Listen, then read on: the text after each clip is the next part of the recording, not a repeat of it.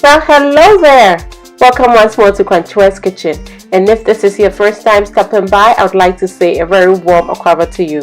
Yes, friends, today I'm sharing with you this healing soup called Hippocrates soup. I really hope you're able to try this, especially if you have somebody sick in your house or family, especially with cancer. This is a soup that is very healing, that is going to help them replenish their cells. It's not going to cure them or anything, but it is going to help give them the energy, the strength that they need, and hopefully going to do some good as well. So I showed you my ingredients. Everything is going to be listed for you in the description box. And for this recipe, especially if you're fighting cancer, you want to use all organic ingredients if you can find them. So everything I'm using here is organic. I am just using some vegetable spray to wash everything. So I sprayed it on it, let it settle a little bit, and I'm rinsing it off.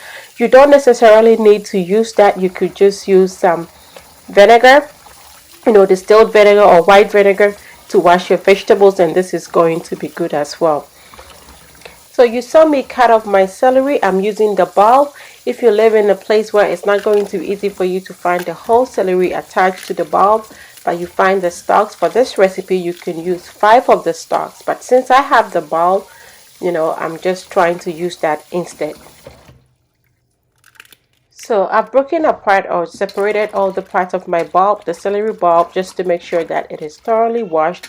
Remember, this is a bulb, so it grew in the ground or in the dirt. So you want to make sure that it has no soil or anything on it. So giving it a thorough wash, rinse it off when you're done. And then once that is done, I'm going to wash my leek. This is a very large leek. Normally the recipe will call for 2 leeks, so they will be medium sized probably, but this is very huge, so I'm just using one of that. And that also of course grows in the soil. It's just like onion, so you want to make sure that you really give it a good wash. I'm trying to pull apart some of the leaves. Make sure that every part that has soil, or sometimes it has stuff like cobwebs or anything, just make sure it is thoroughly washed.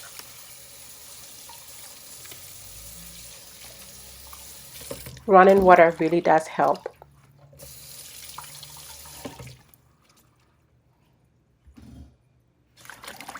So now that I'm done with my leeks, I'm going to wash my potatoes as well. These are also organic, and like I said, everything is going to be listed in their right quantities for you.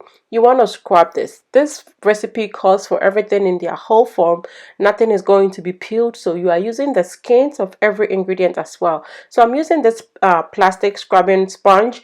You can use a vegetable brush. I do have a vegetable brush, but I used it for something else. I thought it wasn't desirable for this. So especially if you have somebody sick in your home that you are going to be doing this for, I recommend that you purchase for them a designated vegetable and fruit scrubbing brush. You want to make sure every chemical comes off everything that they eat, especially if it's going to be fresh fruit.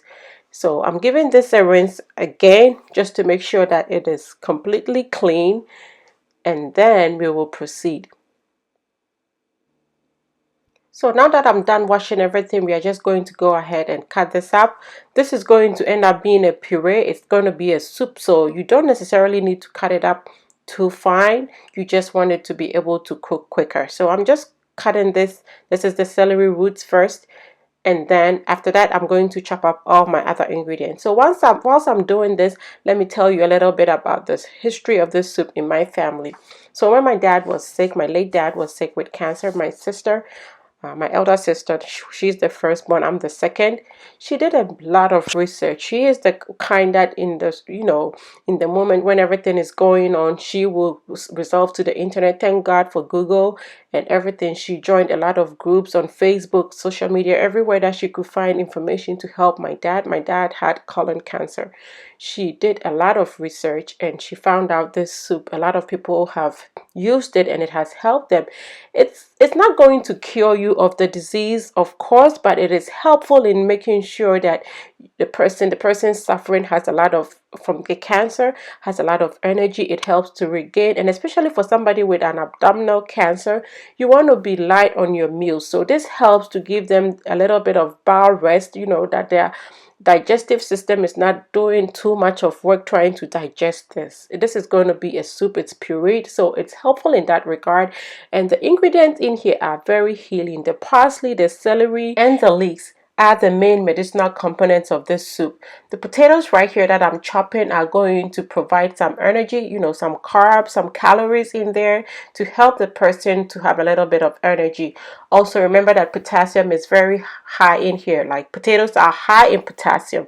My dad, we fed him a lot of potatoes. He would have this, if you're a Ghanaian, or instead of having his yam or plantain, this is what we would make, some stew with vegetable stew. He would eat this as his meal, lots of potatoes. So he had potatoes in his soup. He had potatoes for other parts of his meal, all organic if we could.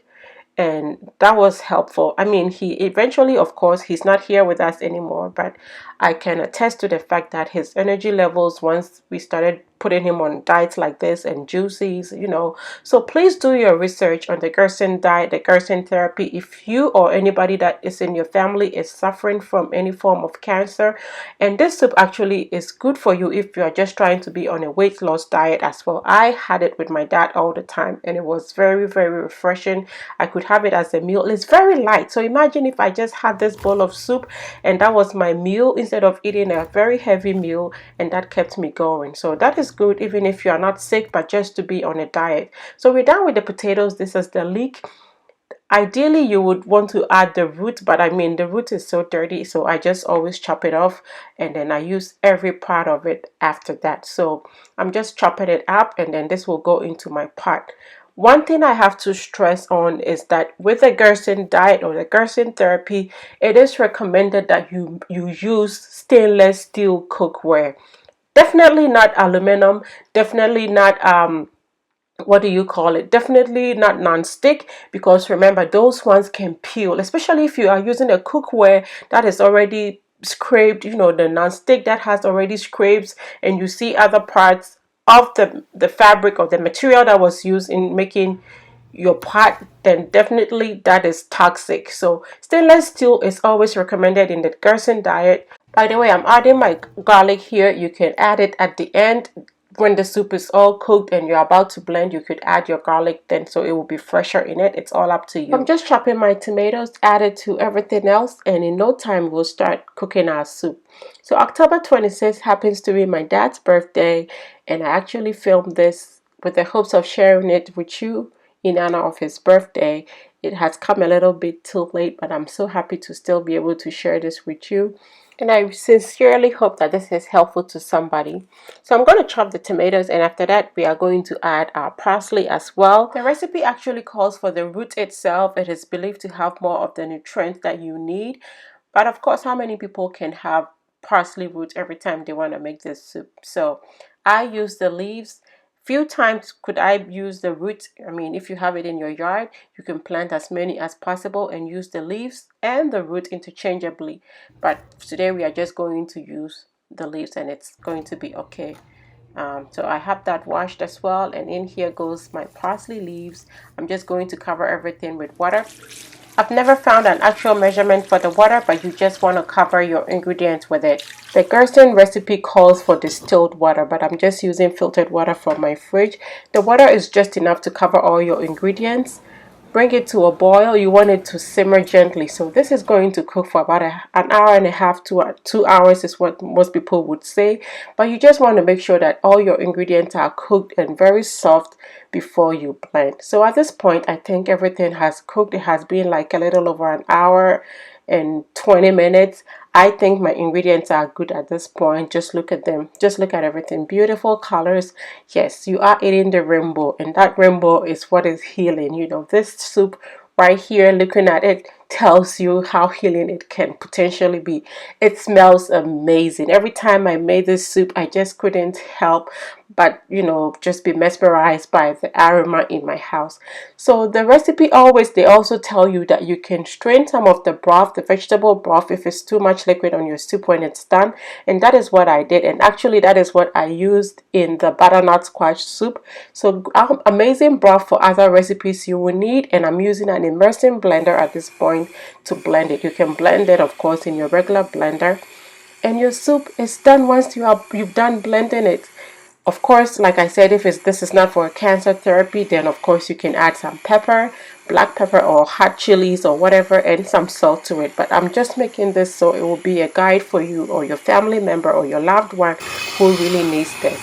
You can make it to be perfectly smooth, or you can let it have a little bit of chunk, but ideally let it be smooth for somebody who is very sick and needs that bowel rest. I always made it for my dad to be like real liquidy soup consistency. So how simple is this? Very simple if you ask me. Your loved one will be thankful. You yourself will enjoy this. It is soup season after all. It is cold, so a bowl of hot soup, nutritional one at that, really hits the spot. I really hope you are able to try this. Let us continue to express a lot of love, care, and support to our family and friends who might be in need of that, especially in their times of illness. Thanks for watching. Please like and share this video.